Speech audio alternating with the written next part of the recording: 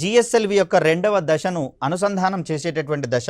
మొదటగా ఒక భారీ వాహనం మీద దీన్ని లాంచ్ అసెంబ్లింగ్ యూనిట్కి తీసుకొని రావడం అనేది జరుగుతుంది. ఇక్కడ దీనిని మొదటి దశ పైన ఎగువ భాగంలో అమర్చడం అనేది జరుగుతుంది.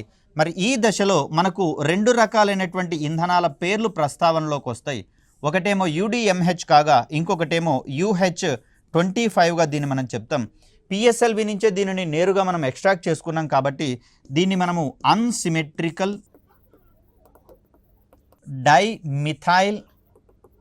డైమిథైల్ హైడ్రజీన్గా మనం చెప్తాం.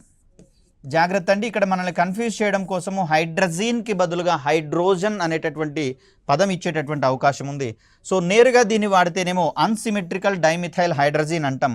ఒకవేళ UH-25 విషయానికి వచ్చేసరికల్లా దీంట్లో 75% UDMH ఉంటుంది. అదేవిధంగా 25% వరకు మనకు హైడ్రజీన్ హైడ్రేట్ అనేటటువంటి దాన్ని అమర్చడం అనేది జరుగుతుంది. సో ఈ ఇంధనాలకు ఉన్నటువంటి మరొక ధర్మం ఏంటి అంటే ఇది వాస్తవానికి ఫ్యూయల్గా మనం చెప్తాము.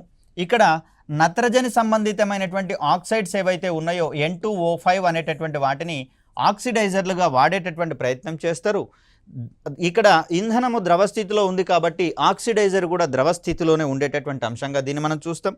ఇక్కడ ఇంధనము ప్లస్ ఆక్సిడైజర్ రెండు ఒకదానికొకటి అక్కడ ఛాంబర్లో దహన ఛాంబర్లో కలవగానే మండేటటువంటి స్వభావాన్ని ప్రదర్శిస్తాయి. మరి మిగతావి మండవ అంటే మండవు కాబట్టే దీనికి ఇది ఒక ప్రత్యేకమైనటువంటి క్యారెక్టరిస్టిక్గా మనం చెప్తున్నాం. ఇక్కడ ద్రవ ఇంధనము ద్రవ ఆక్సిడైజర్ రెండూ కలవగానే ఇమీడియట్గా ఎలాంటి ఎక్స్టర్నల్ స్పార్క్స్ లాంటివి అవసరం లేకుండానే మండేటటువంటి స్వభావాన్ని ప్రదర్శిస్తాయి. కాబట్టి ఈ విధమైనటువంటి ఇంధనాలను మనము హైపర్గోలిక్ ఇంధనాలుగా మనం చెప్తాం. అంటే కలవగానే మండగలిగేటటువంటి స్వభావాన్ని ప్రదర్శించే ఇంధనాలను హైపర్గోలిక్ ఇంధనాలుగా చెప్తాం. దీంట్లో UDMHకి మాత్రమే ఈ విధమైనటువంటి ధర్మం అనేది ఉంటుంది. ఇది రెండవ దశకు సంబంధించినటువంటి అంశంగా మనం చెప్తాం.